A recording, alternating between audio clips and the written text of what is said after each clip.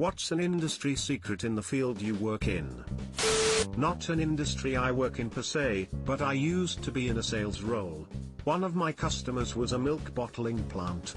I was somewhat surprised that they were putting the exact same milk in both organic and non-organic cartons. Turns out all of their milk is organic, but in order to not miss out on the sales of non-organic milk, they just bottle them differently and sell them at different prices. This one is both startling and interesting. Used to screen resumes for small companies. Job requirements are more of a wish list situation. Never let some unchecked boxes deter you from applying. You have no idea what the applicant pool is like. The biggest boon, especially at small companies, is someone who legitimately cares.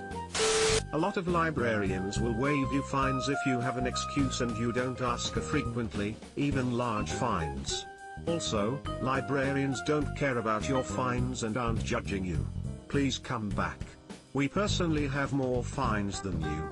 Librarians are always overdue with their books. I don't know if you're from US, but I'm new to US. Everything, rent, banks, car rentals, universities etc. seems to want to overcharge and drench the last cent out of you for minor forgivable reasons. Except for libraries.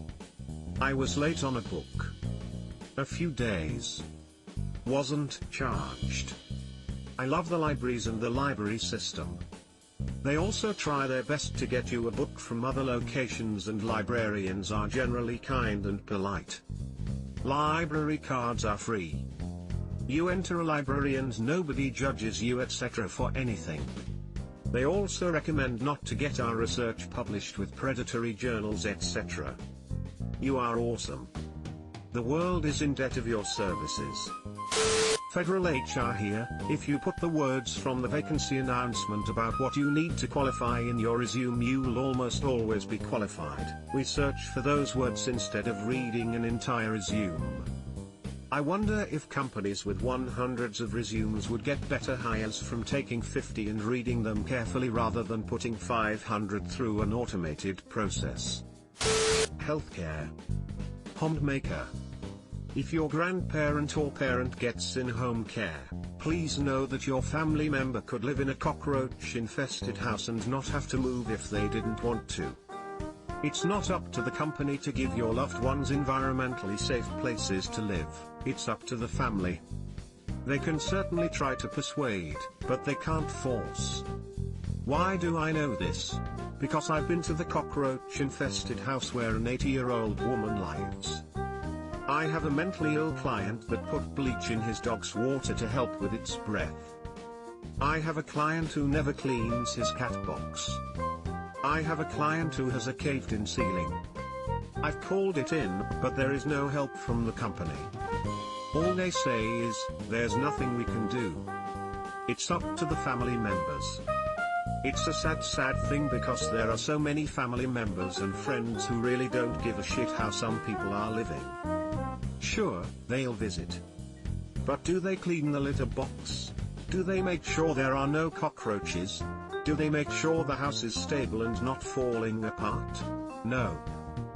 They say they care and that they love the person, but they don't care enough to make sure they live in a healthy environment. It really worries me, because if I imagine my own mother having such a deteriorated mind and there were no other family members to help her, she could live in a rundown, cockroach-infested house if she was stubborn enough. It frustrates me, because whereas the client does have rights, should they really have the right to live somewhere where their health could be at risk? Where their caregivers could be at risk as well? Couldn't you call Adult Protective Services or your country's equivalent if conditions in the home are unsuitable? At Goodwill, we don't clean anything that we sell, and we get some really gross stuff that touches everything else, so next time you buy something from Goodwill, wash it well. Then why does it all smell that same distinctive chemical smell? Do you douse it with something? I'm a fossil replicator, and apparently the industry secret is the fact that we exist. So many people are blown away to learn that most fossils they see in museums are replicas. Edit, okay, I'm heading to bed but I'll be back in the morning to continue answering questions since there are so many. Not a fossil, but I remember the museum where I grew up had a replica of the world's largest piece of fool's gold. Not a replica of the world's largest piece of gold. Not the actual largest piece of fool's gold. A worthless copy of a worthless piece of iron pyrite. So all the digging up I have done in Animal Crossing was for nothing. Nobody uses bots to inflate metrics more than the most major players in the entertainment industry. All the numbers are fake, including sales. It costs about $200,000 to put your own book on the top of the New York Times bestseller list. All you have to do is buy a lot of copies yourself. And if that bestseller status helps you sell more books, you can make that $200,000 back by selling the big stock of books you've collected. I'm a teacher. If you as a parent will read with your child often and early, your child will thrive in school. I'm talking daily books read together from newborn to about 3rd grade. Every single day. No teacher can replace that. If you're someone who purchases bulk nuts, grains, etc., just know that those bins are probably rarely cleaned, and even when they are cleaned, odds are they were just rinsed out / wiped down to look clean. I used to be a bulk buyer at Whole Foods Market, and when I took over our bulk department had no cleaning logs or sanitizing procedure. The bins had moths / insect colonies and mold in them. Our store was opened nearly 5 years prior. Oh no. Construction boy here. If your windows or sliding doors are tough to open and close, 9 times out of 10, we put your own dish soap on tracks and the thing works perfectly. It takes 5 minutes and we charge $150. Dish soap people, it's better than WD-40 sometimes. Literally not 5 minutes ago I was closing the slider in my bedroom thinking it's time I finally look up solutions to make this thing glide easier. So I hopped on the internet, naturally got distracted by Reddit first, and now here we are. So serendipitous. Or use an actual lubricant like silicone spray, after cleaning the track, but hack's got a hack. California, cannabis concentrates, don't trust that the test results are accurate at all.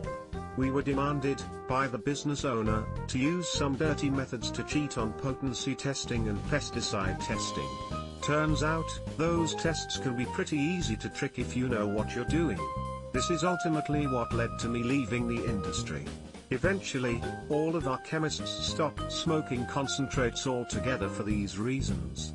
Edit, added state. After hitting a cart and reading this, I'm in danger. The cheapest bottle of wine in the restaurant has the biggest markup. And your $6 glass of sangria might actually just be boxed wine with some fruit in it. In Microsoft Office, Word specifically, you can upload recorded interviews and it will transcribe it and ever have speaker 1 and speaker 2, 3 and 4. Basically, eliminating a huge annoying part of the job. Wah? But how? My doctor friends know this, but are legally prohibited from doing automated transcription. You'd be surprised how willingly someone will do their job and even go above and beyond if you just compliment them for their professionalism, politeness and how they are helping them.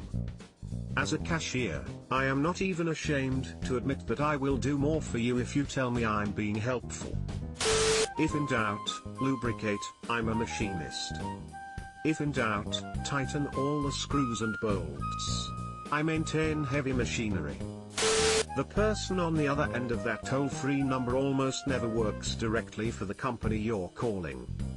I used to work for a call center that handled calls for a big truck rental company. We handled all the reservations and customer service, and we didn't even work directly for the company. A huge portion of online reviews, ratings, social media presence, etc. that you see for any given company are fake, paid for, or done by multiple accounts controlled by us. This includes a company's Glassdoor page, fake reviews about how great it is to work there so that the million negative reviews don't crush their page. I'm not saying it's every company out there, but it's been a lot of the ones I've worked for. Source, am copywriter. What is ethics? I surely don't know anymore. Edit, RIP my inbox. Can confirm on Glassdoor, had a company-wide initiative from the higher-ups to post positive reviews of our workplace PC. It was getting hammered by negative reviews. For a while you could tell the fake positive ones BC looking at the dates they were posted. Suddenly a dozen positive reviews on the same date. Yep, all planted. Can confirm. Great eBayer. A+, highly recommendation. Fast shipping from USA. Subscribe for more hot Reddit takes in your inbox, guaranteed.